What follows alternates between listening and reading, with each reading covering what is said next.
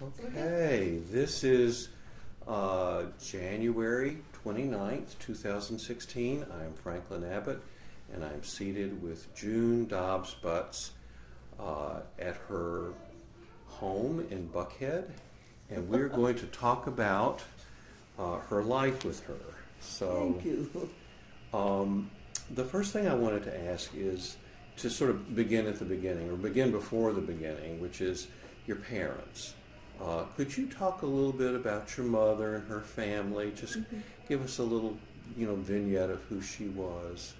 Thank you. That's a nice start, because my mom reminisced a lot in front of an open fireplace. It all sounds so cozy, and it was.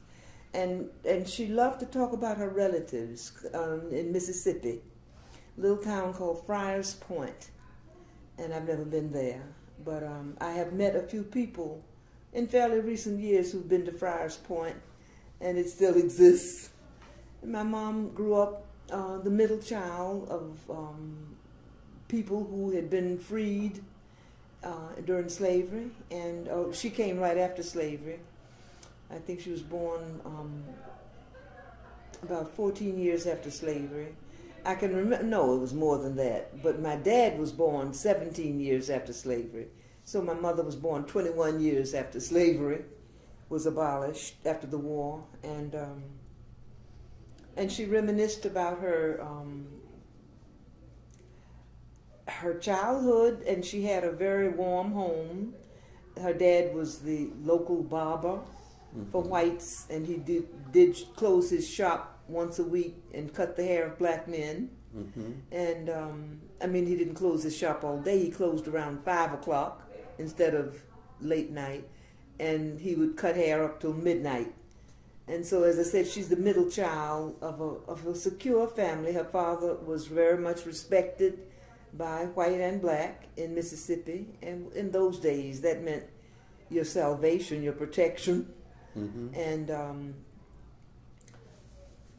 she finished an academy, which was unusual in those days, and she wanted to teach. She was eligible to teach. And he used to say, no, she shouldn't go out in the country and teach. She'll get lost.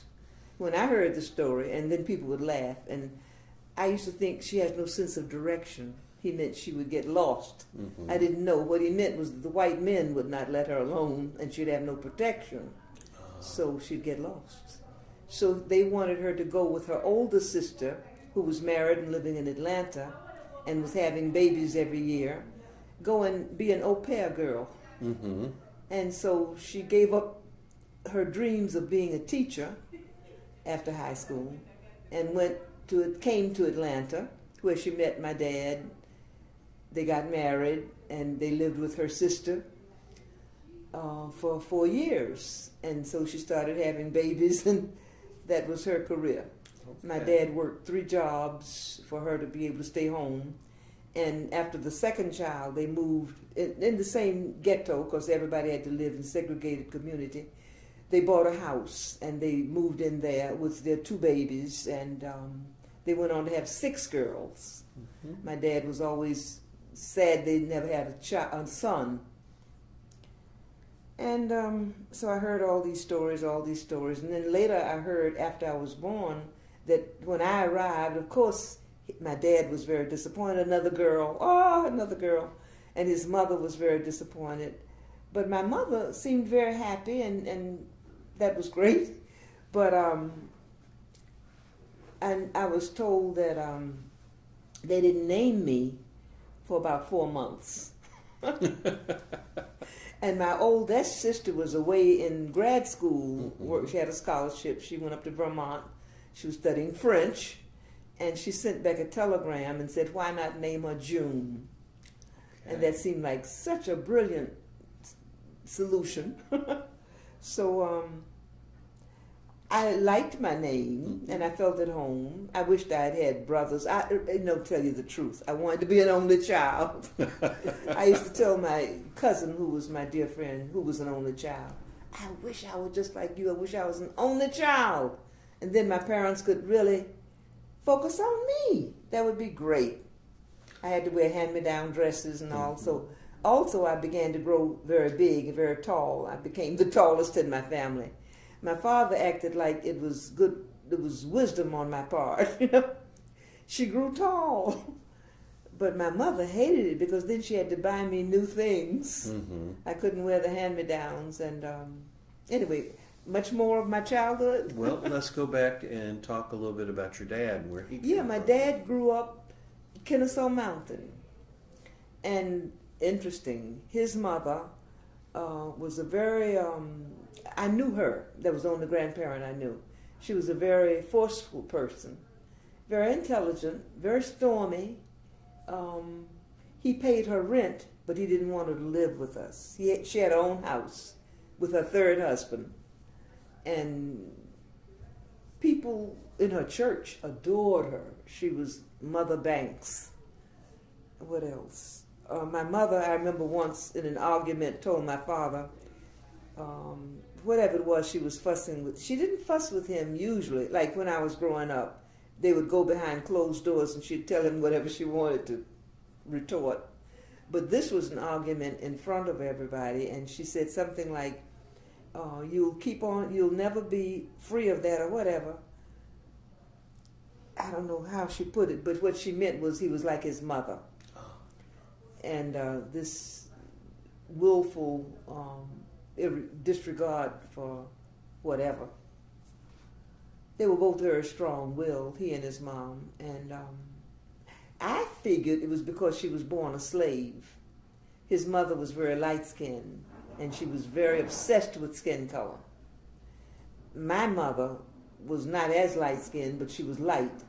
And color was a big thing when I was growing up. People would always refer to your color and then your height or your age or something like that. She's that light-skinned girl with the whatever, reddish hair, so I knew I didn't look like my mother. That bothered me. I might have been 4 years old at this point. And I used to say, I know you're my daddy, but I remember saying it once. I know you're my daddy, but I'm not too sure you're really my mother. I was so afraid, but I had to get it out. And so then my dad said, well, why would you say that? I said, because I look just like you. I know you're my daddy, but I'm not too sure she's really my mother. Then he laughed and he said, isn't that cute?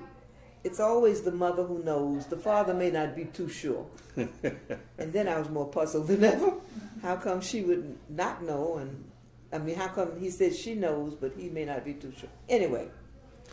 Well, so your parents met here in Atlanta. Yes, they met in Atlanta. Oh, that was something he enjoyed talking about because he didn't shave very often, but he would go to the barber shop to discuss politics and stuff with the men.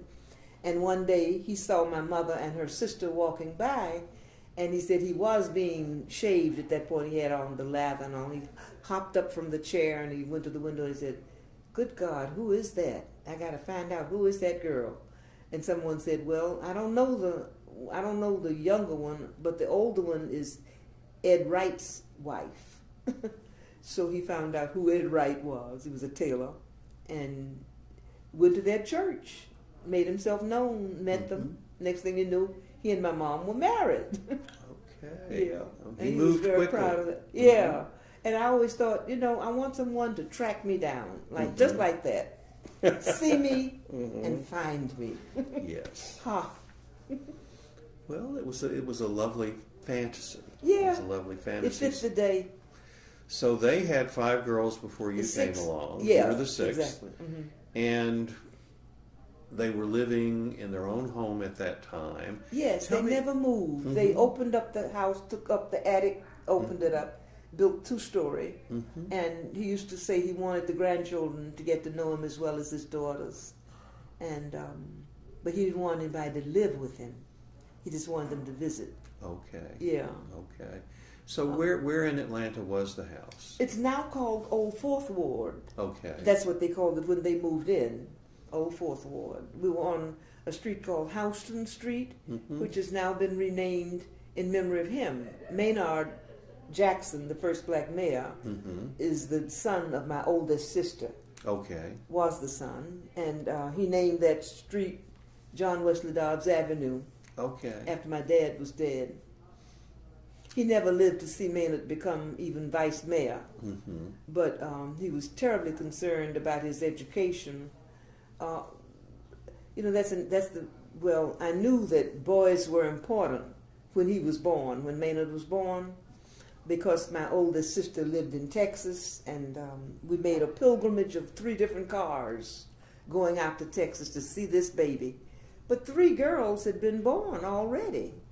I had a niece, Julie, and I had 2 nieces by my oldest sister. And my dad would say, "Oh, what a sweet baby," and leave the room, you know, bored, that kind of thing. But when Maynard came, we're going to make a trip out to Dallas, Texas. My mother went out there to be with her for the birth. And later, Daddy came with these 2 other cars of all relatives. We all had gifts to take to the baby. I was 10 years old. And Daddy's gift was a pocket watch, 21 jewel Hamilton watch. I was jealous. And I said, "Why are you giving a baby a watch? And I mean, it's a pocket watch. He's in diapers. Why are you doing this, Dad?" And so he said, "Well, because time is important, and you must know that." No one ever told me time was important. I'm looking at my Mickey Mouse watch. I felt like a fool, and I said, "Well, I guess girls are not that important." And it was an awful feeling because I didn't want to feel that way, but I didn't have much confirmation otherwise. So I guess I had a lot of resentment growing up. First thing I said was I had a wonderful home, and they were loving, and all that's true. And right behind those bright colors are all the myriad other ways of describing color that define me right now. But I felt like, good God, you know, I wish I were an only child. So with 5 older sisters, there was some competition, certainly competition for your parents' attention. Oh, yes. Got it. And you were the littlest one, you know, so that was, I'm sure. And I knew I was smart. That was the thing. No one taught me to read. It was like I didn't have the key to go out and unlock the mysteries of life, but my oldest sister I don't remember, except when she was married, when she came back from Europe and was teaching here in Atlanta, and she and her husband were living out at the Atlanta University dormitory, which I can't understand why they lived there in the dormitory. They weren't associated with Atlanta University, except her husband had been faculty, you might say, at Morehouse. He had been alumni secretary. That's not quite faculty. But somehow they had lived there in the Atlanta University dorm. And my sister, Mattie Wilder, the next one to me, and I spent the weekend with her. That was a big event, that whole weekend. I remember seeing some of my teachers because I had started school at 5. But no one taught me to read for the longest. I think I might have been 2nd grade when I learned to read. That was like a whole new world. But Irene, my oldest sister's husband, had given me a book. That was my first book. I remember I slept with it under my pillow. I memorized it. And I'd say, turn the page. And people would kind of say, you don't have to say turn the page. I remember Mattie Wilder telling me, you don't have to say turn the page. I said, but that's how I know it. Because when people would read it and they'd turn the page, that got indelibly fixed. The end of the book said this little girl had traveled all over the world and everything, and she jumped into this book and came to you. And I loved it dearly. You remember the name of the book? No, I can't remember the name of the book. But then finally, when I was 5, I went to 1st grade, and I did learn to read, I think, toward the end of 1st grade. And the reading just was so exciting. It was like really like wearing glasses when you have poor eyesight. You didn't know you really needed them. And somewhere when I was very young, Renee had visited, my oldest sister. She had taught me several nursery rhymes, about 3 or 4 French nursery, in French. I could sing those, but I didn't know what I was saying. But when I went to school, okay, my teacher was teaching the students Brother James, are you sleeping? Are you sleeping? Morning bells are ringing, ding dong, ding dong, ding. And so I'm sitting there intrigued, you know. So she walked over and she said, June, why aren't you singing? I said, because I only know it in French. I know that sounds horrible, but that's what I said. I only know it in French. And she said, well, that's wonderful. Now, you learn it with us, and then you can teach it to us in French. I love that lady. She was so thoughtful and smart.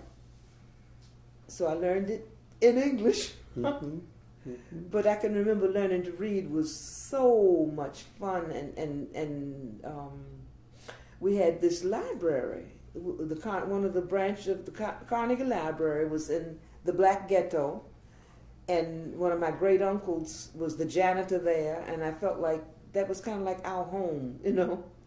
And then I heard kids would steal books from the library. I had never thought, how could you do such a thing, you know. But I was very proud of our neighborhood. We walked everywhere.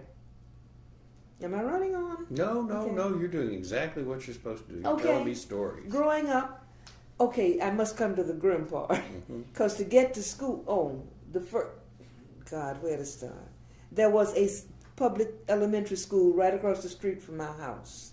My sister went there. And then, at that point, I mean, in the history of Atlanta and all, little kids could go to school with the older sibling as long as you could sit halfway in their seat. If you couldn't fit in, you couldn't stay.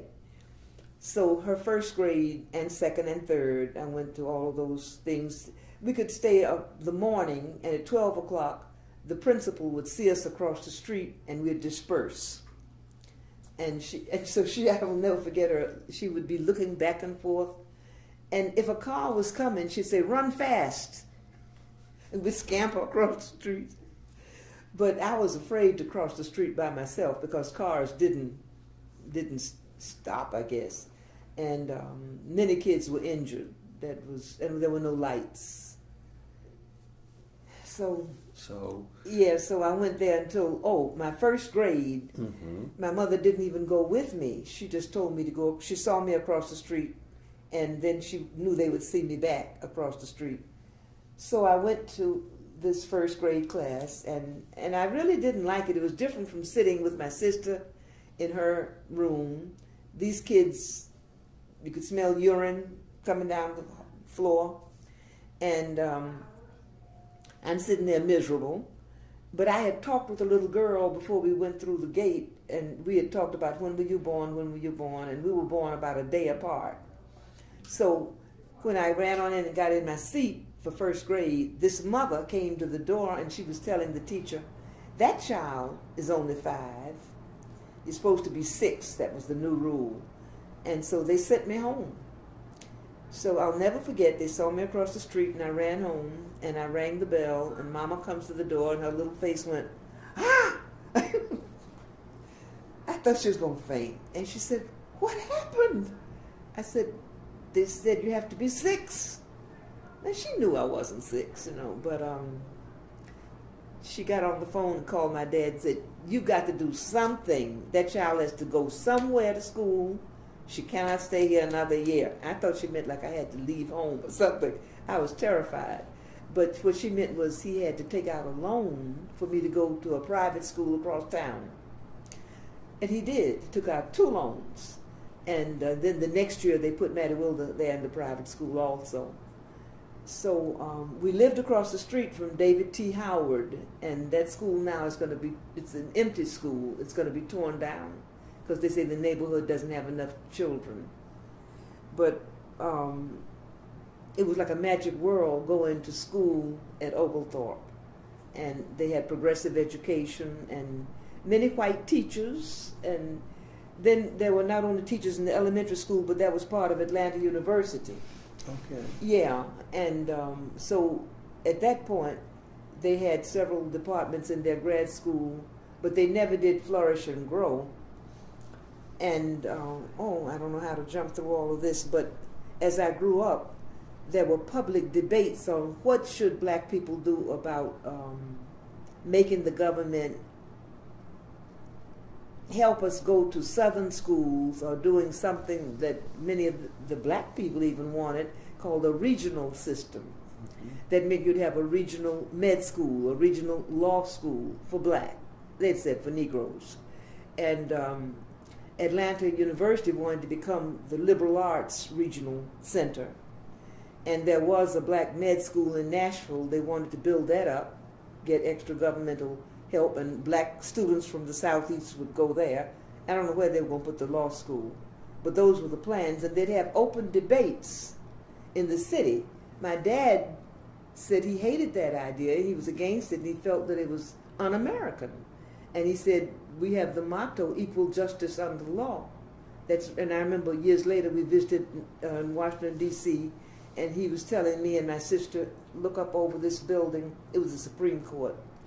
You'll see etched in there, equal justice under law. And he was yelling so loudly, people passing by would look at him like, what's going on there? But he stood there and debated it when I was a child, that was the only way out, that it would be un-American to have a regional, we didn't say black, Negro center for law or medicine or something like that. And his opponent, they had different opponents. He was the main one who took that view that it's un-American, it's illegal.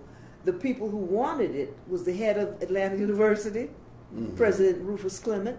And I thought, he's so much smarter than my dad. Everybody knows that.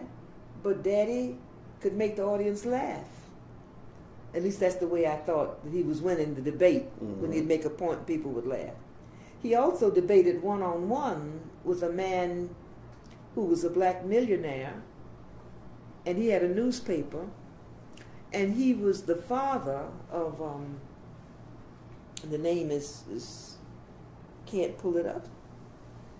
His son was accused of being communist. Ben Davis. His son had gone to New York and established residence, and he was a congressman from New York, and the Communist Party was legal. One of my sisters was a member. And I thought, oh, that, by this time I'm in high school, I thought that makes very good sense, you know? And my dad didn't lean toward communism, but he would jump back and forth between Republican and Democrat. And he said, I have to go with the man, whoever has the better platform.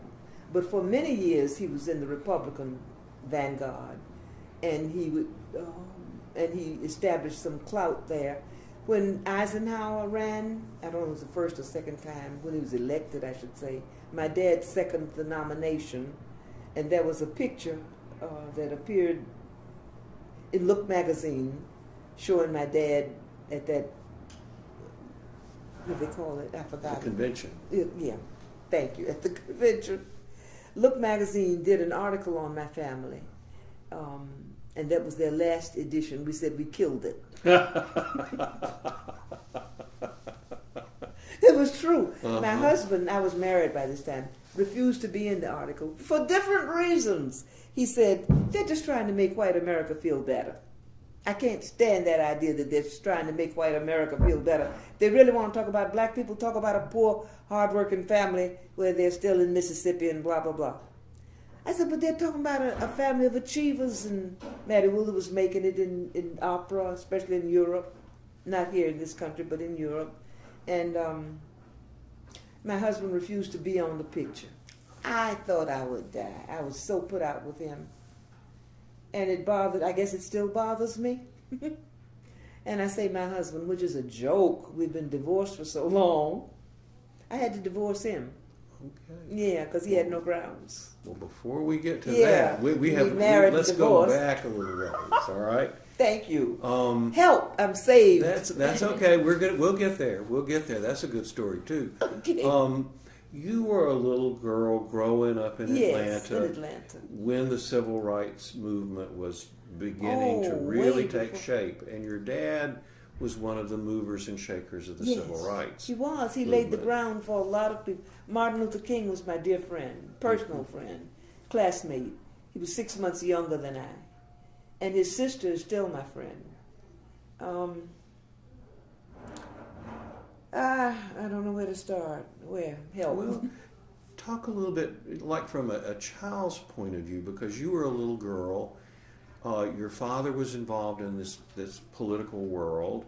You know, there were, I mean, you knew Martin Luther King before he was Martin Luther King. Oh, know. yes. But Yeah. we didn't meet till I was 13. Mm-hmm. So way before then, when I was a little girl, so many things happened. Yeah. Well, talk a little bit about what you remember. What was I got what molested. was it like? I was molested by the man next door, which was, I shut it out of my mind.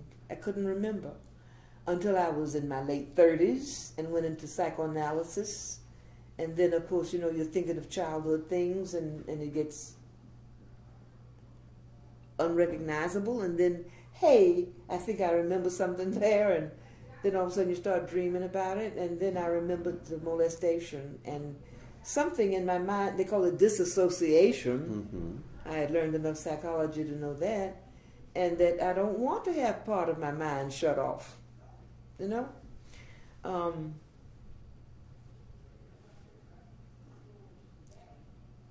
It was, how to put it, like what happened, not how I remembered it. What happened was that, Mm-hmm. was that my mother was away. She had gone to New York to see my oldest sister take the boat to go to France on a scholarship. And the young man, he wasn't so young, but the man she married wanted to just drive her. And Mama said, oh no, I'll have to go too, you know. And so they were engaged and everything, but at first she wanted to give up the scholarship and just get married. And my dad talked her into taking the scholarship and got Maynard on his side even. And what he told her was that if he really loves you, wouldn't he want to see you take this scholarship? An unheard of scholarship, you know. You have to be single, but he can come over when the year's over. And you all can be married in Europe, you know. You can get married anywhere. And so that's what they did. And so the winter that she was away, Maynard moved next door to us and took all of his meals. He boarded next door. I mean, he lived next door and boarded with us. Took all his meals with us. And we had to call him Brother Maynard. We also had cousins we called Cousin Isabel. Mm-hmm. I hated that. And by the time I got to be maybe 10 or so, I finally got to call her Isabel. But it took me longer before I could call him Maynard. Mm-hmm. He was so much older. See, Irene, my sister, was 20 years older than I. Mm-hmm. Maynard was 14 years older than she. So he was very near my mom's age. My mom was 43 when I was born. My dad was 47. So I was around old people, you know. Mm-hmm. I always felt, I can't say comfortable, but understanding. Mm-hmm. Of their slowness or their wisdom or many other things that might have been good things, but weren't like the parents of my friends. Right. And I used to beg my daddy, I wanted them to be jazzy, mm-hmm. like my cousin's parents and all. And so when my dad would be going out, he worked on the railroad. Did I mention all this? Not yet. He was a postal clerk who worked on the railroad. They used to send the mail by rail. And he worked his way up to being clerk in charge, which was very prestigious. Not in an academic world, but in the world of hard labor. And his crews were mainly white and did not like him. There were a few black men, but they said Negroes, of course. And they didn't have much loyalty and all. And he would be gone for several days. And they used to tell him, Dobbs, you got to sleep at some point. And when you do, we're going to throw you out the, yeah. And I used to hear some of this. He used to have a gun mm-hmm. because it was required that the clerk in charge have a gun. And he used to sleep with it under his pillow. My mother was afraid to change the linen. And, what to say? Well, I can remember, when Mattie ahead. Wilder and I were little girls, mm-hmm. one of my earliest memories, he would take us down to the railroad. The yard was all open here in Atlanta between the terminal station and the Union Station. And so we would ride up, and he would get out and we'd walk and walk and walk for the longest, and then he'd say, "This is my car." And we could just peep up. We could barely see inside all these stacks and stacks and stacks where he'd have to file the letters and all. And then he would lift us up into the car. Immediately we'd say, "I have to go to the bathroom." You know, of course that was, I don't think we ever used the bathroom. I can remember just wetting myself trying to use the urinal. Mm-hmm. And but that was our routine. Golly, so many portions of the puzzle. So when were you aware of him being politically active? When I would go to not so much from his work, although he was head of the Masons, and I knew he was very much loved over the state of Georgia, because when I was 4, he was elected Grand Master, and that was a big thing. That my mother told us to get on our knees and pray. Well, we never got on our knees anymore to pray or anything, but except at night going to sleep. We didn't just pray for any reason. But she told us, me and Mattie Wilder, to pray that he would get elected. And so then that night, Mattie Wilder whispered, she said, they had an orphan home down in Americus, Georgia, right next to Plains. She said, pray that he lives, because if he dies, we'll have to come here to live. I prayed, oh, please let him live, please let him get to be Grand Master, and please let him live. And he did. And he was Grand Master for 29 years. Wow. Yeah. And during all that time, by this time I'm a teenager and so forth, they gave him gifts. His gifts were like having the home redecorated and opened up and all. Cadillac car, a driver, because he would be planning what he was going to speak and what he was going to say. And so the driver was a boy who had grown up at the orphan home. And first he lived with my grandmother, and then he became my dad's driver, and that was his full-time job. And then they built a big building they called the Masonic Temple, which still stands on Auburn Avenue. And then the income tax people came and said that he was fraudulent and so forth, and they stood behind him and they said, we never intended for him to have any trouble with his money. That's why we'd give him gifts, like trips to the Holy Land, Cadillac and driver, and refurbishing the house. All those were gifts, not to pin him down, but to free him.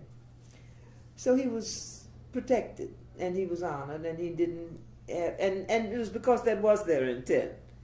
Okay, I've just run through many years. Well, but so I tend to do that. One of the things that you mentioned to me before was that he was really, he was assertive about civil rights meetings happening outside of churches. Oh, very much. He felt that the church biased. He said it's not considered good manners, and these are not exactly his words. He said, how can you say that something's going to take place in a church and it's not influenced by the church? And then churches have rivalries, and they have a different agenda. We should not meet as church people. We should meet as as Negroes. And that was his big pitch. We should buy from Negroes. We should... It wasn't that he was against whites, but whites would have to be in that world, like they were at Atlanta University. The few white women from first grade on who taught me lived in the black world. Now, they weren't married. They couldn't marry because it was against the law. And it's remained against the law until the year that Mattie Wilder married a white man in 56 or so. It had just been legal a few years, from the late 40s in the South. And for her marriage, we all went to New York. I lived in New York at that point, but my dad brought up the different sisters and a cousin, and we always felt like such a travesty. I started to say damn travesty, but those were the words we'd use for this. It was so incongruous, you know. So it was like white people were in our world, but we weren't in the white world. And Sister's Chapel, many people think it's like sister, like, you know, she's my sister, kind of hip talk. No, Sister's Chapel was named for 2 white women, one of whom was Miss Laura Spelman. That's how we got Spelman College. And her sister, who never married, Miss Laura Spelman, married John D. Rockefeller, the first one. And her children were all, and she was rich. They were rich. Spelman has been in my life all my life, and three of my sisters taught there. I really wanted to teach at Spelman, but I couldn't get on because I would have taught human sexuality, and they didn't want that. By the time I came, they were into rap sessions in the dormitory, and I said, that's fine. We need downtime to talk about and digest feelings about whatever, but you need, just like you teach economics or math or French, you need to teach human sexuality as a part of a newer kind of sociology, a little bit science, good bit science. That's the part I'm not that good in. But it's multifaceted. The most enjoyable teaching stint I've ever had was when there were 4 of us teaching human sexuality at University of Maryland at College Park. One was a lawyer, I'm an educator, there was a nurse, and the guy who was head of the physical ed department was the chair of all this. Yeah.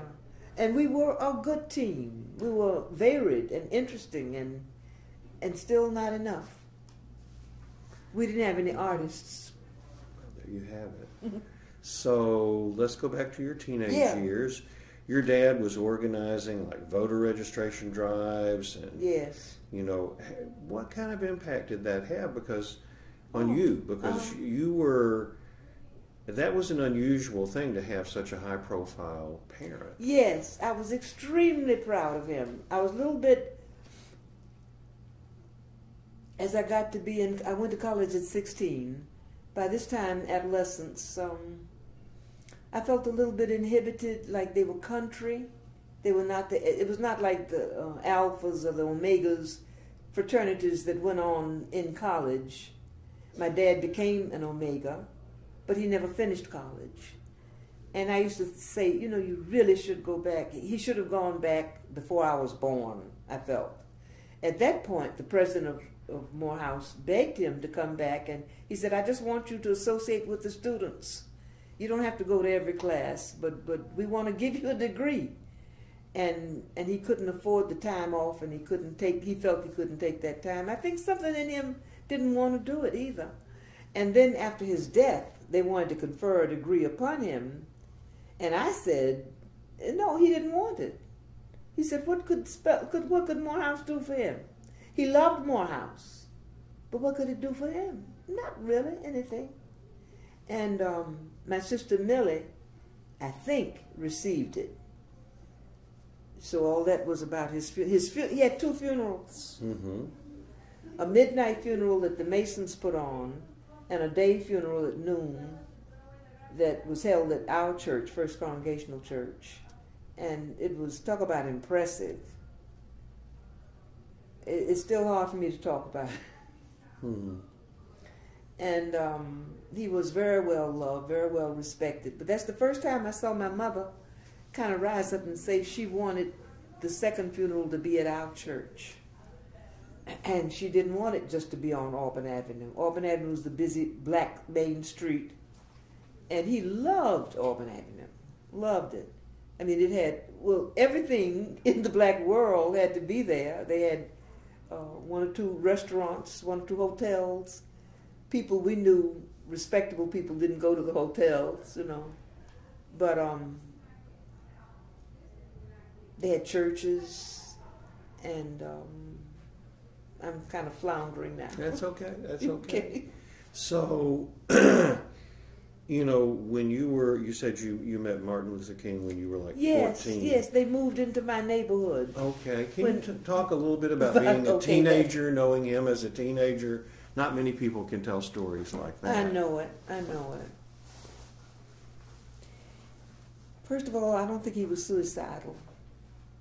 Did he think he was going to be killed? Oh, yes. He had accepted that. We were good friends. And then we both bounced into college real quickly. He was 6 months younger than I. And we took courses together, sociology courses.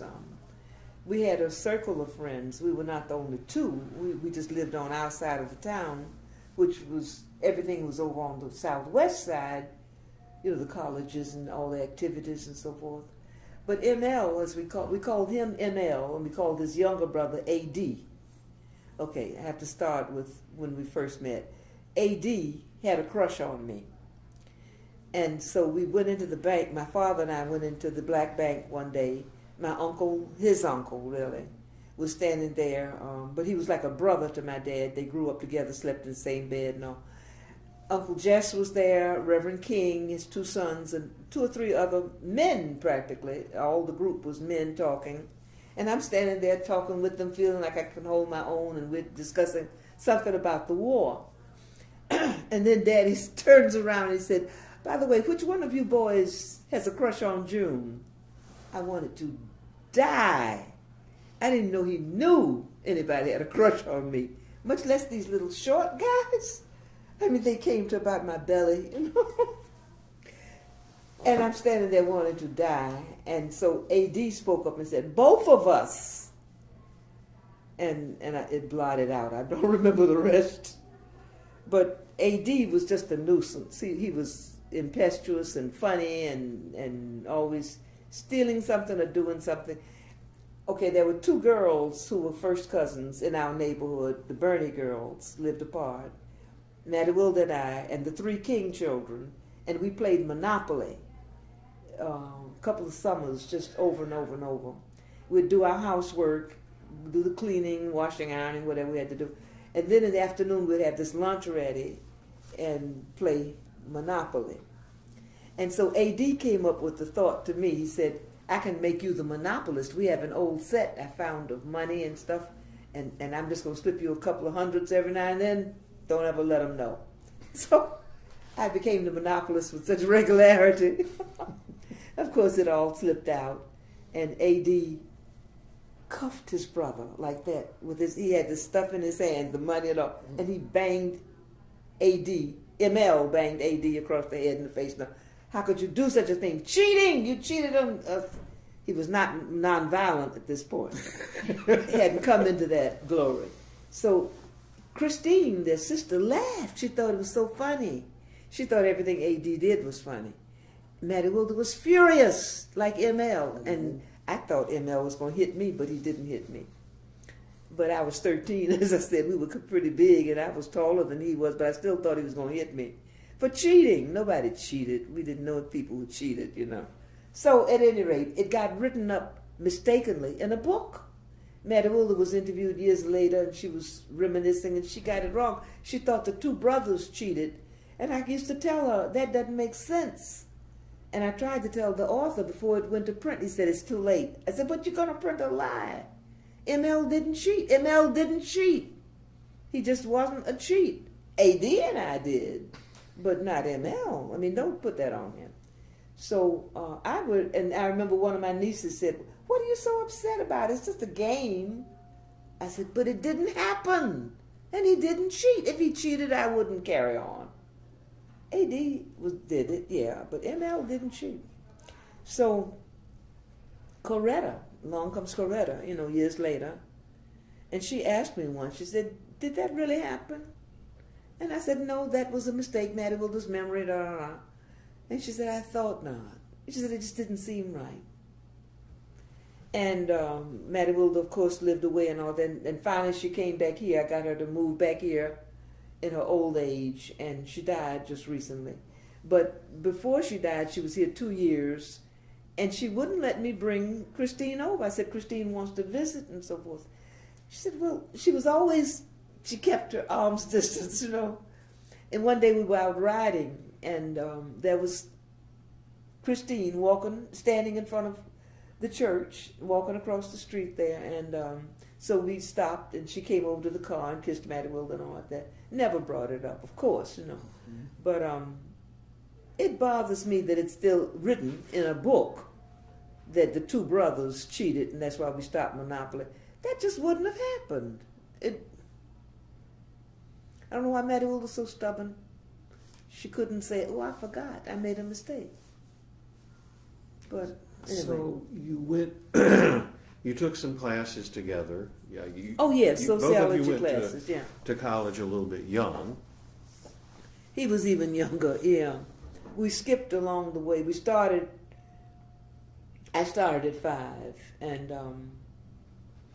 everything is such a long story. Going to school, I went to finally got into Oglethorpe, which was a part of Atlanta University, the black educational complex. And how long did you stay there? How long? The rest of my life through college. Through college, okay. And we had to go, well, I went to public school for a while when the high school part broke down, but that was the only high school for black children in the city and the whole county. And it was terribly overcrowded. And so we were glad to get out of there, and we got out a year sooner by taking a test to skip 12th grade. And that was a war effort. They were trying to get kids to hurry up and get into the military. So you went to Spelman. From there we went you to went Spelman. to Spelman. And all of your sisters went to Spelman. Yes, we made a record. It hasn't been equal in American education for 6 women to go to the same college. And what was that like for you? What was Spelman like? What was your life like then? Well, of course I wanted to go to a co-ed school. We could go across the street and take classes, but Spelman was so strict. We had to be there at 8 o'clock for chapel every day, and I came from across town. Transportation was slow, and I just have to say a word about transportation, because from first grade, I said I had to take the streetcar. There was a sign right up over the conductor's head that said, "White people shall sit from the front to the back, and colored people shall sit from the back to the front." Before I could read, I used to look at it, and then I knew what it said. And, you know, it used to bother me. And whites would sometimes not fill up the front of the car, and there would be a seat or two empty, and all these black people would be standing up there, and the conductor wouldn't make the white person move, and we couldn't sit in front of them or beside them, and I would be falling, and different ladies would hold me up, or I'd hold onto their pocketbook or something, you know. That's my childhood memory, looking at that sign and hating it, and hating them, and then going to school where there were white teachers who were wonderful. One lady I didn't understand. This lady taught physical ed. Mm-hmm. We pronounced her name. She was Canadian. It was Dupree, and we pronounced it Mr. Pree. Mm-hmm. I thought she was a man. Her hair was shorter than yours. It was kind of shaved and short, and she wore pants or shorts all the time. She taught physical ed. She taught at the high school, elementary school, and the college. Mr. Pree. One day a rumor got out, Mr. Pree is wearing a dress. What? Everybody ran out of class. We had to find Mr. Pree because they were saying it's Miss Dupree. Mm-hmm. It was like, that was just, the teachers couldn't control us. And there was Miss Dupree in a dress with this very, very short hair, but she had tried to comb it a little differently. Mm-hmm. I couldn't get over it. At any rate, I also saw her because she came back after she retired. She moved to Canada, and they came back, she and her friend who had come down with her to Spelman. I don't think they married because I don't think it was legal at that point, but they had some kind of a blessing Mm-hmm. ceremony or something like that. And my sister gave a party, and they were there. And I remember going over and hugging her and telling her I was so glad to see her. But I didn't really know her. By that time, I'd known many other people, transsexuals and bisexuals, heterosexuals, homosexuals, and I never thought that I would be interpreter, because it still seemed like such a mystery to me. But when I finally got into grad school, I was going to study sociology, and I found myself looking more into sexuality and trying to understand it and trying to find out, could certain parts of the science, you didn't have to be a scientist, but you could understand enough to interpret certain of the sociological dilemma, so maybe we could put a meaning into life circumstances. And that's what I went into. human sexuality. The guy I married turned into a psychiatrist, but he was very disparaging toward toward sex education. That was the whole point. Should sex education be taught in schools, and is it helpful? Is it harmful? And I felt like it's helpful. It helps me to understand something I've been puzzling over all my life, like where did babies come from? I mean, that's part of it. And so where did you go to graduate school? To Teachers College, Columbia. Okay. That was not like I reached out. That was where my sisters went. Okay. The two middle ones and Maddie Wilder. And I just followed suit. I was not an imaginative person, but I wanted to go to New York. And I figured no matter what I studied, I'd be in New York, you know, and that was going to be my teacher. So human sexuality is what you ended up studying. Yes, exactly. Yeah. How did you get connected with Masters and Johnson? Okay, that's a good question. Excuse me. I had a dear friend who was at Planned Parenthood. She was the fundraiser. Her name was Martha Stewart. And as she used to say, I'm the real one, S-T-U-A-R-T. And she was a great fundraiser. I met her, how did we meet? I've forgotten how we met. But Martha was divorced. She had 2 children. And we just, she helped me in so many, she taught me to have enough strength to rent men's ice skates so I could learn how to ice skate. It's the one sport I conquered. Not really well, not a good ice skater, but at least I could hold my ankles up and I could move. And I wasn't falling over on my children, you know, bringing down other little children. So Martha was able to bring in some money for Planned Parenthood from a man named Cyrus Course, who was a movie director, entrepreneur, and so forth. And she wanted a think tank. She said, let me get just the people I know, just my good friends. Some of them, most of them have finished graduate school, but they're in medicine, they're in law, they're in summer housewives, and so forth. Can I get about 20, 25 people in a conference so that they can talk about when they were coming through adolescence and how they felt, and then how they feel now as professionals, but put that underlayer of turning into an adult, because that's really important. And so she paid for this. Cyrus Course gave her the money. And I invited my husband. I was married then. I had 2 children, not 3. And Hugh didn't want to go. And it stunned me, because I'd been with him to medical conventions, and I was the adoring wife because I really adored him. And now I could invite him to a conference. He didn't want to go. I couldn't even get over it. And he said, don't you want to be by yourself, have a chance to shine? And I said, but no, I want you too. And I said, I'm sick of being by myself in a room practically full of white people. I want you there because you are you, and we are a different thing together. So at any rate, he didn't go. And I went, and were you the only black person there? Only black person. Not the only. Wait a minute, hold on. Yes, I was the only black person at the first conference she put on. Then from that conference, so much came out. There was so many things, but the emphasis was on women. It wasn't on black and white. It was on women. And Martha put on. She got into a series of interviews. She called it "Are You Listening?" It was brilliant. And she interviewed a lot of different people, and she came down with cancer and she died. But she left an indelible impression on me for freeing yourself, for being able. Oh, and she introduced me to Masters and Johnson. You asked me how did I meet them. All right, so through her. Martha put on this conference at Fordham. They were just going to go co-ed. They were going to go co-ed in the fall. We put on the conference Thanksgiving, and they were going to go co-ed the next fall. And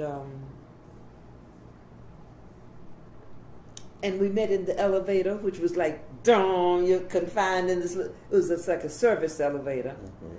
And when we got on, Masters and Johnson had been on it up and down. They couldn't find the way. When they got to the top floor, they tried the next floor. And so she showed them how to get to the first meeting of this big conference that Cyrus Course sponsored. So you went and trained with them, right? Yes, they asked me, I was on the board when Bill was on the board. I was happily married then. I didn't meet him. I mean, we were introduced, but I didn't get to know him, anything like that. But years later, by this time, my marriage had broken up, and so I met Jenny, and we wrote notes. We gossiped. We liked each other. We talked about Martha. Mm-hmm. I don't mean meanly, female. Mm-hmm. And she told me, if you ever want to relocate, think of coming to St. Louis. I thought, St. Louis, I'll never think of coming to St. Louis, please. But she said, but if you ever really want, if you can leave New York and the eastern part, St. Louis has its charms. She was so fervent. She really thought that. Anyway, I went out there. What I found was your friends, once they become your boss, different breed, Suddenly I couldn't get her on the phone. And I found she deliberately kept herself sealed off. I had stayed in their home for 1 week before when I visited the center. Then I bought my home, moved with my children. And then things would be going bad at work. I'd have a disagreement with the lady who was my supervisor, and I'd call Jenny. Couldn't get through. And then it dawned, I'm a slow learner, but I had to work every day, every Sunday, half day Saturday. And I told her, I can't stand this. I'm not used to this. I had to be at work in my white coat at 9 o'clock in the morning till about 6 in the evening. Then I'd get off. Then I couldn't live in St. Louis. I couldn't afford it. But I lived in a little town nearby. Had to drive back home. Same thing next morning. Half day Saturday, 1 or 2 hours on Sunday. Like Easter, Mother's Day, the bicentennial. I told them back in February, I can't take this. I have to go. And they said, well, at least stay for a year. I said, a year. And they said, no, you should at least stay 2 years. I said, I can't stay 2 years. They said, well, a year and a half or something like that. It'll look bad on your record. It'll look like you're not up to it or something. So I said, well, I'll just have to make it, because I stayed a year and a half, and we managed to still have a friendship enough to part on good terms. I admired them terribly, much. But I said, why do you do this to people? Why do you make us work? It isn't necessary that the female and male therapists have to be there on every session. You two don't do that anymore. They said, but look, we started this. We can play around with it. You learn. And they kept saying, people leave and they start their own things. That's what you must do. Well, it's wonderful to have two therapists. It's wonderful. You can run ideas that you hear the man say that come through totally different when the woman gives her opinion. Like you have a mother and a father. And biologically and sociologically, aesthetically, they're very different. And they have a lot in common. Of course, we know all that, but they are different. And it's ideal, I think, to have both. But after my divorce, I said, I'm taking good care of my children as the mother. That's the way so many kids are brought up, just a mother. Some don't even know who their father is, you know. So, anyway, I also started drinking. I didn't ever have any trouble on my job or anything like that. However, what it did to me was awful. And hard time getting over it. I kept saying, I can stop anytime I want to. Except when I did try to stop, I couldn't stop. And my two girls never got into it. They were just wonderful. Just like when I would go out shopping, one would be on either side, they'd hold on to me. Mm-hmm. My son, boom, was off. So where'd he go? I don't know. Where'd he go? You know, this boy was something else. So at any rate, the same thing with alcohol. He jumped into it, and not only would drink what was at home, but got into all the other kinds of drugs you can ever hear about. And it really, I couldn't get him to stay in school. He dropped out of college, and he's a middle-aged man now, and he's been sober 1 year. There were times when he'd get sober and stop, but now he's been sober continuously for a year, and I'm very proud of him. I'm very happy. To me, AA is a beautiful organization. I love AA, and when I was more able, I used to sponsor women, and I used to be very much active in it. I've changed altogether. Mm-hmm. I don't even know where we are for chronological. Well, we are working our way up through your life. So let's go back a little bit. And you know, you were married. You had three kids. Can you talk a little bit about, you know? And a twin miscarriage. Oh, okay. And yeah, that took its toll. But I'd say we had a good marriage for about 10 years. Mm-hmm. Very good marriage, unusual. We used to go to Vermont, and we bought a big plot of land there, 138 acres, and we planted Christmas trees. The government helped to plant Christmas trees, and we had good neighbors that were interesting, intelligent people, and our friends would come up and spend the weekends and spend summers and so forth, and it was beautiful. My mother-in-law even said, I can see why you people love Vermont. It was a wonderful place. I didn't want to live there, though. After my divorce, my lawyer told me, you own it, why don't you just live there? I felt, you really want to see me go crazy drunk? I don't know what to do with myself. It gets dark at 3 o'clock, 4 for sure. And there were no black people around. You know, at first we thought, oh, great, we are free at last, thank God Almighty, I'm free at last, to get out of New York. But it wasn't a matter of trying to get away from being black. And I really enjoyed 1 or 2 summers there where I wrote, finished up my doctorate, and I felt like I was on top of the world. Mm-hmm. Mm-hmm. But I wouldn't want to live there, especially with old age and stuff like that. Oh, yeah. So, talk a little bit about your kids. My oldest daughter was a very interesting person. She was always running away from me as a little kid, like, you know, learning to ride bikes, and I was always Lucia, come back, that kind of thing. But she didn't, she wasn't cuddly. And my second child was very cuddly, and then now we're not in touch. I really regret that. There's so many things I don't understand about personality that I wish I could. I tend to talk a lot. I think that disturbs a lot of people. It certainly disturbed the guy I was married to. He was used to listening. And my son is kind of an amalgam for the 2 personalities of me and him, but of course his own person too. As a child, he was the smartest of all my. He had more retention. He could reason. Mm-hmm. He could ask interesting questions, and I just get overwhelmed. It's okay. That's what we've been talking about a lot. Let's talk a little bit about your teaching career, because that's one of the things that, yes, you know, I loved teaching, especially in a med school. Mm-hmm. The kids were so bright, and the subject matter was respected. Mm-hmm. I loved teaching at Howard. We started some films. I worked with transsexuals, and I was, they weren't going to do the transsexual operation, sex change operation, but they did do preparation. Excuse me.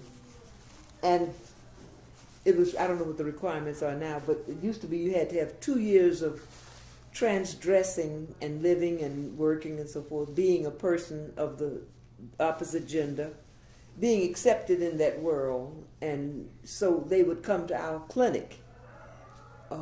We called it the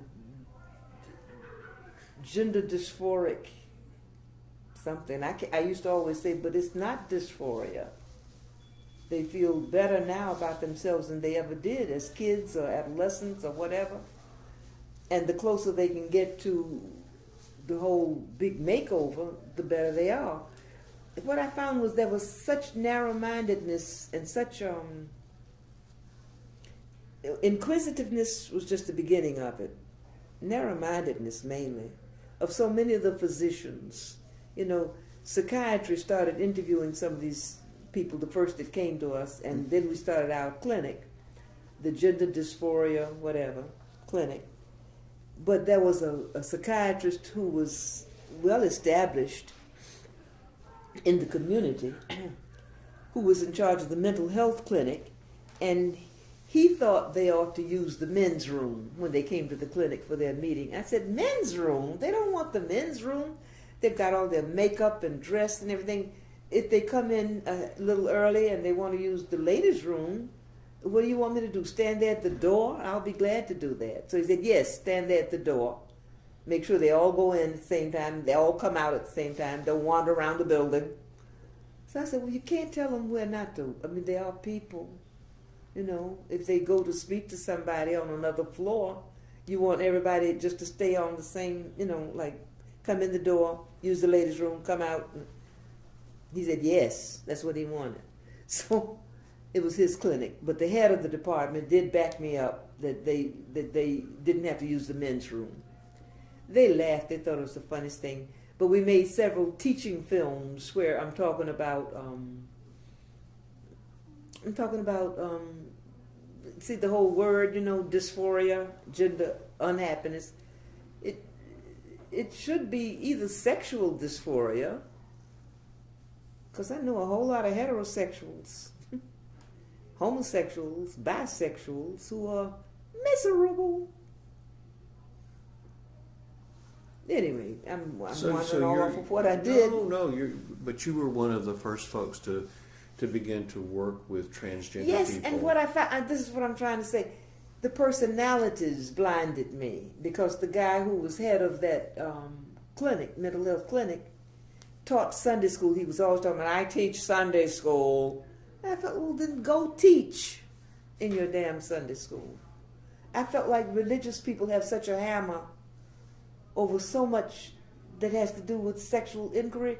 Science may help put an illumination up there where we can all look at each other and say how varied, how interesting, how beautiful, and here's Mother Nature changing it all and making you old. And as it goes by, it's wonderful. And it's like a dream, because it's all a multiplication of the same thing. And I wish I could say it. I wish I could express it. I read some more of Pink Xenia. Mm-hmm. Can we make this first? Sure, sure. There's so much you got there. And it was about letting go. I catch my breath. And letting go, of course. I can't talk. Well, take a minute. Take a minute. Okay. Can we have a break? Yes, we can have a break. We can stop for a minute. You know, you've been doing great, but with one little but I'm not running away from it. It's just that I can't deal with it. Oh, did you feel a breeze? That was your running past. Thank you. So let's go back to one of the things that you were saying before we stopped, and that was what a mystery sex is. Yes, and what a beautiful mystery sex is. Oh my God, I can't think of anything more blinding, more illuminating, more unforgettable, and yet you're knocked out of your senses. And this has really been your life's work. And one more thing, one Yes. more wrinkle for my life's work. What I learned at school, what I learned with Masters and Johnson, was that the intensity of the orgasm is not the whole story. Because they would ask women who would come to their clinic when they were doing their data, gathering the data, Which did you enjoy more, Wednesday night or Saturday night? That is, being with your friend or being by yourself. Invariably, all the women they had would say, being with my friend, being with my husband or my girlfriend, because they took gay and straight subjects. What was recorded with the machines and all was being so low. That was the most intense. But what do machines know? They don't know what you smell. They don't know what you feel. They don't know how you resonate. They just record maybe how you clutch, something like that, mechanical. But they recorded the electricity, sort of. Exactly. But the intrapsychic, which is religious, which is spiritual, I shouldn't say religious, which is spiritual, is the essence of who you are, unforgettable. That was with the one they loved.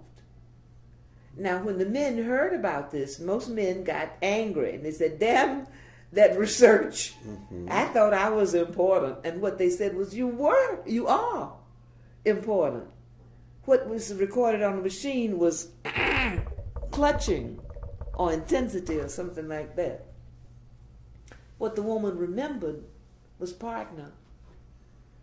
Her girlfriend, her husband, whoever it was she loved. And that's a beautiful, what bigger compliment, you know? But I remember even talking with Hugh about it, and he took the same attitude. You know, he would not, they wanted to kind of get to know him, Masters and Johnson, so they arranged with a psychiatric group in St. Louis to invite him out to speak. He never knew how he got that invitation, but they told me years later that they were looking him over in case the two of us, you know, wanted to, because that was my hope, that we would go together, work together, or maybe I could study with them and then we could work together or something like that as a counseling team. And he didn't like that idea. Anyway, he went there to whatever psychoanalytic group invited him, and he spoke. Masters and Johnson came up to him when the meeting was over, and they said, you know, because he knew that I had, you know, taken an interest in their work, but at that point, we were far from divorce. So they asked him when it was over, and how's June? And he said, I believe she's in L.A. They said, really? And he was thinking of a woman named June that he worked with.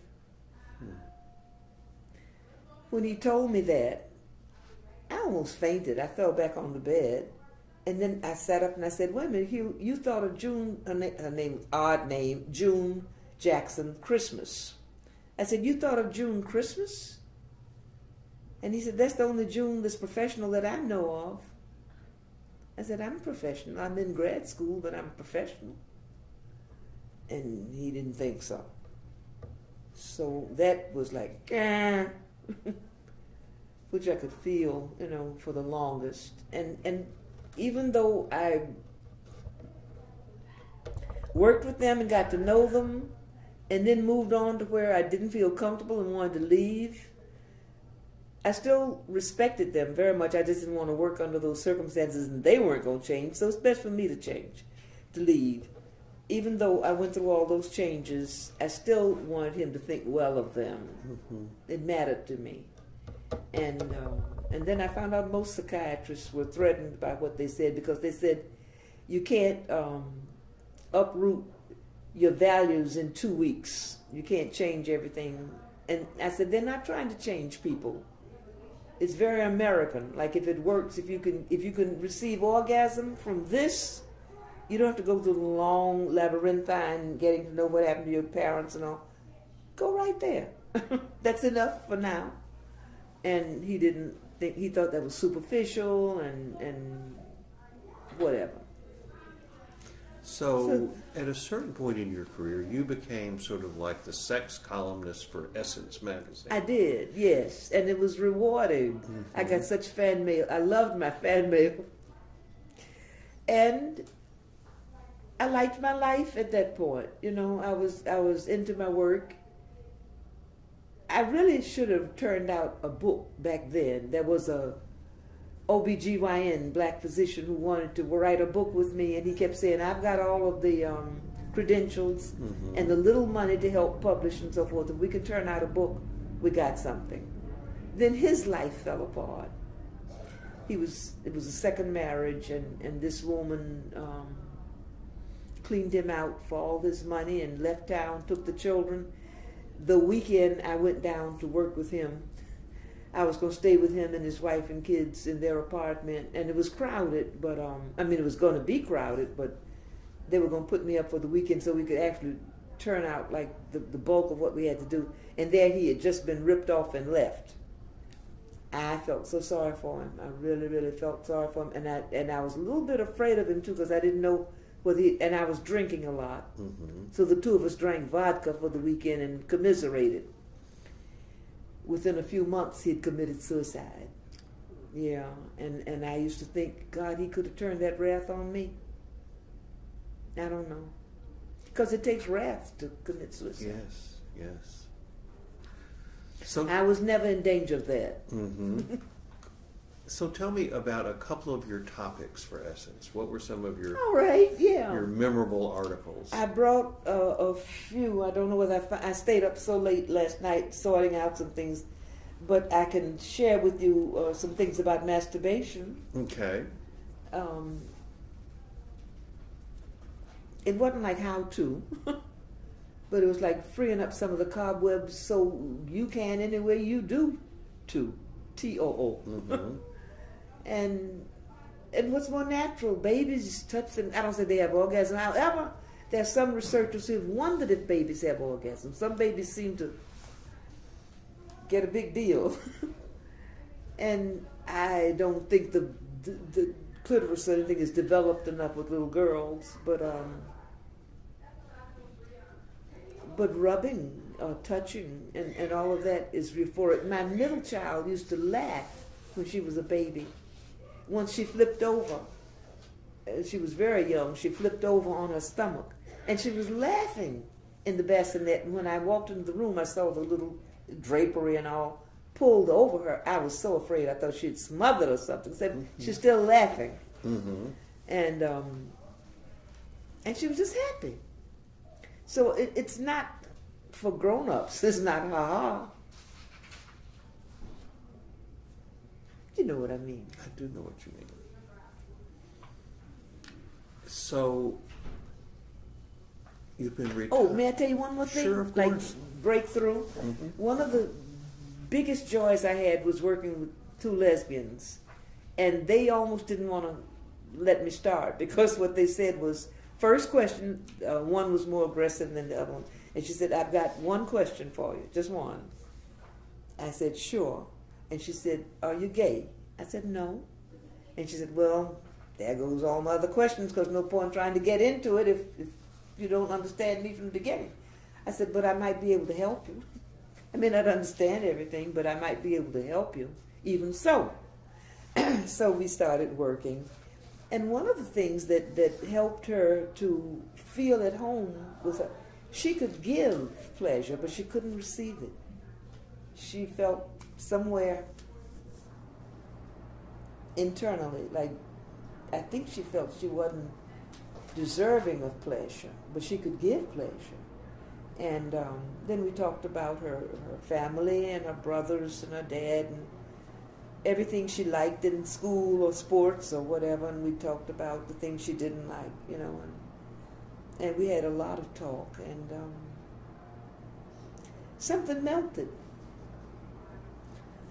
Here's the other thing I wanted to say, and somehow I got this from reading Pink Xenia, when you mentioned about just letting, it was your notes for your last speech at the existentialist congregation, and it is letting go. Of course, it's all letting go. That's the whole way to relax and everything.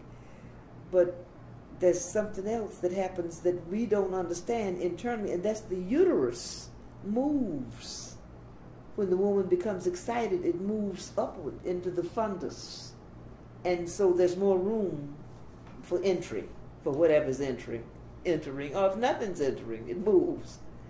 And then with orgasm, it squeezes. Now that may not sound like, oh, that sounds like fun. But the only similarity I can make that does maybe sound like fun is when the baby's nursing, when the baby really pulls the milk. It's not like a man sucking at your breast. It's when the baby's little tiny, delicate mouth, somehow the baby bursts into sweat sometimes, sucking. But it makes the uterus squeeze. I didn't know Yes. that. Wow. I wanted to share that with you. Wow. That's what Masters and Johnson found with their research. And he was the first to take a tiny little camera, a Japanese camera, like that, and put it on something to insert and take pictures. And that's how they got the fundus and the uterus lifting up and the positions and so forth. And nobody else has even studied. They don't give a damn. This was back in the 50s. Nobody has ever verified corroborated or negated his research. Why is it so off limits? I'm asking you. Well, that's Ain't it big something? topic. Yes. Ain't it something? That's a big topic. It's Why a big so topic. off-limits. It's a big topic. Well, one of the things that I want to do is to come back and have conversations with you. Oh, thank you. About topics. Okay. Some of the reviewing some of the articles that you wrote, so we can speak more specifically about. Okay, because it's too much. It is. So, for the sake of today, to kind of sum it Enough. up a little bit, give us a final paragraph here. May I kiss you? You can. Thank you. You're dear. So and you understand. So with your 87 years of learning and observing and paying very close attention to the human May I being. share one more thing Sure. that gives me like a mental image? Mrs. Doubtfire.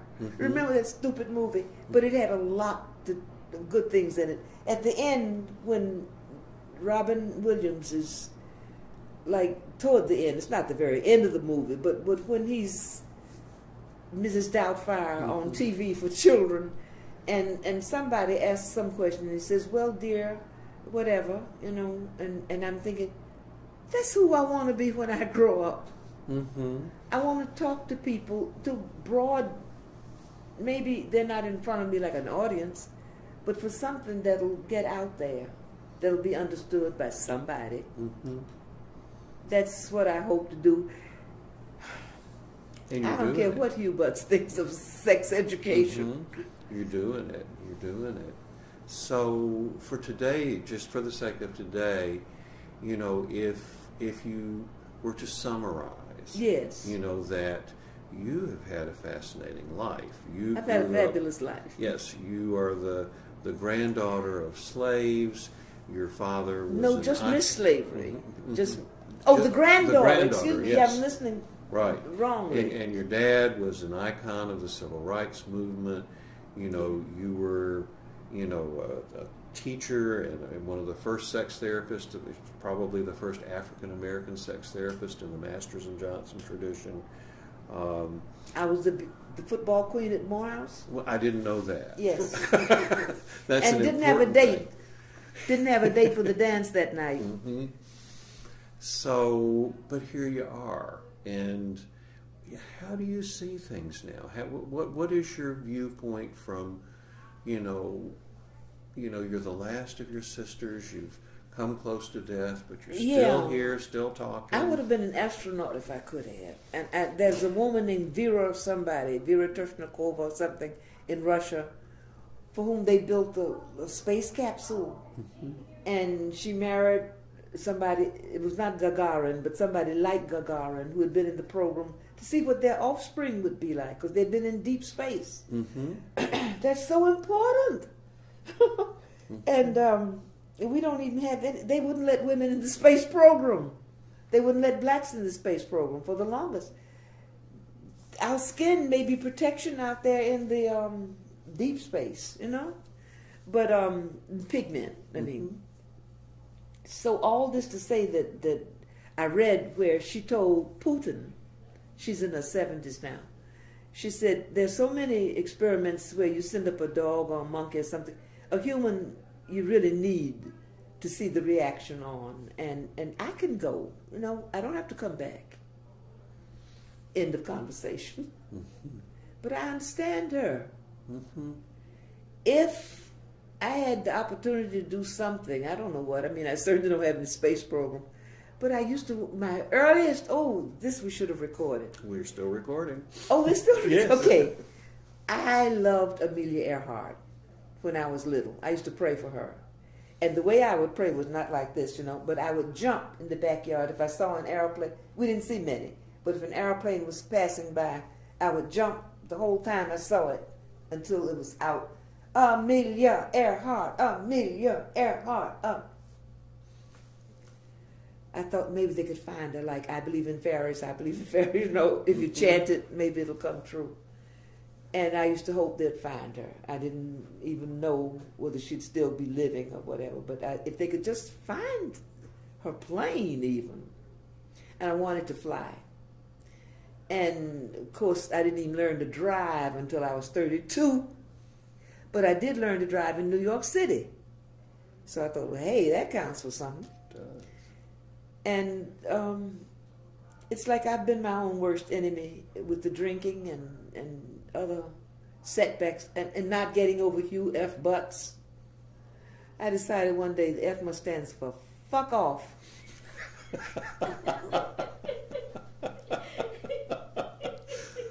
He must be the world's dumbest man. Is he still alive? He's still alive. And I'm trying to get my son, call your father, write to him. He can help you. I don't know what else to say. Well, that's another whole, let's just let that slide on by. We'll let that slide on by. But, what am I trying to say? Between an egotism and a crush, like, oh God, I think it's all the same thing. I think it's variations on the same thing.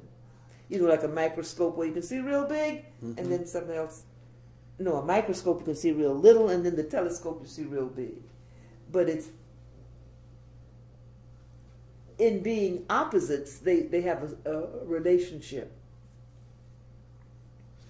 And rather than think, I'm so self-effacing, no. I'm so egotistical that I think I must be the world's greatest woman. Except I think all women pretty great, you know. Most men. And I don't know. I've run out. Stop me. Thank you. We're going to stop you now. We're going to come back, though, because we have not I love exhausted that idea. this. Pinpoint, yeah. Thank you.